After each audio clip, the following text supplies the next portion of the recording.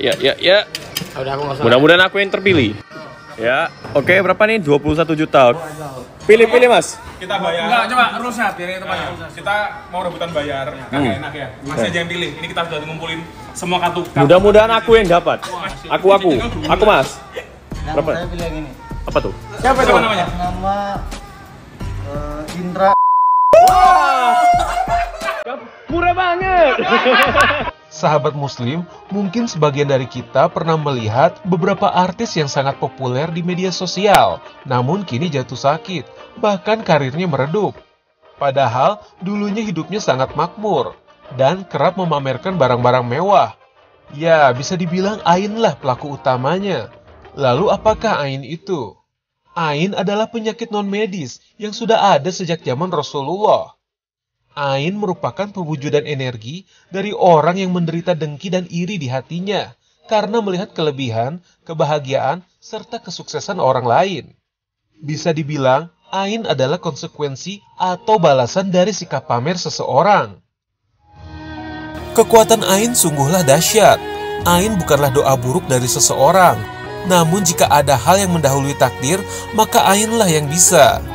Semisal jika ada seseorang yang gemar memposting keharmonisan rumah tangganya, baik di sosial media maupun di profil WhatsApp. Lalu hal tersebut dilihat oleh kawannya yang masih jomblo, atau bahkan oleh mantannya yang membuat mereka memandang hasad atau memandang buruk foto tersebut.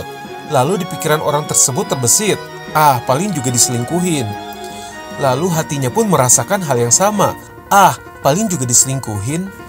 Hingga akhirnya menjadi ucapan dan berkatalah orang tersebut, paling juga diselingkuhin. Maka ketika hati, pikiran, dan ucapan satu frekuensi, maka hal tersebut berubah menjadi energi Ain dan dimasuki oleh setan. Lalu energi Ain yang telah ditunggangi setan itu pun langsung mengenai orang tersebut. Akhirnya tak lama rumah tangganya menjadi cekcok dan terjadilah keburukan di dalam rumah tangganya. Padahal seharusnya rumah tangganya baik-baik saja, jika saja ia tak memamerkan keharmonisannya di media sosial. Subhanallah. Penyakit Ain adalah penyakit non-medis dan tak hanya disebabkan dari pandangan buruk saja. Ada satu lagi jenis Ain yang kebalikan dari hasad, yakni Ain mujabah. Ain yang disebabkan oleh rasa kagum atau pujian. Bahkan seorang anak bisa terkena Ain dari ibu dan bapaknya. Wah, bagaimana bisa ya? Menurut Dr. Zaidul Akbar yang dikutip dari channel official beliau, hal itu terjadi jika ibu kerap memuji anaknya sendiri, maka anak tersebut bisa terkena Ain dari orang tuanya sendiri dan bisa sakit pada saat itu juga. Ya, termasuk ke anak juga itu bisa kena Ain meskipun orang tuanya memujinya. Contoh begini, anak kita lucu banget anak kita cantik banget pintar banget itu bisa menyebabkan anak itu sakit, jatuh sakit saat itu juga. Maka dalam Islam diberi pedoman ya, untuk ketika memuji sesuatu maka ucapkanlah Masya Allah, Tabarakallah.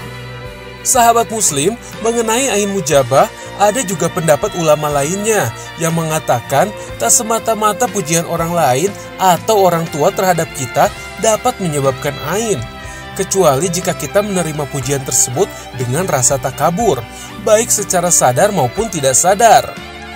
Dan saat itulah Ain bisa muncul.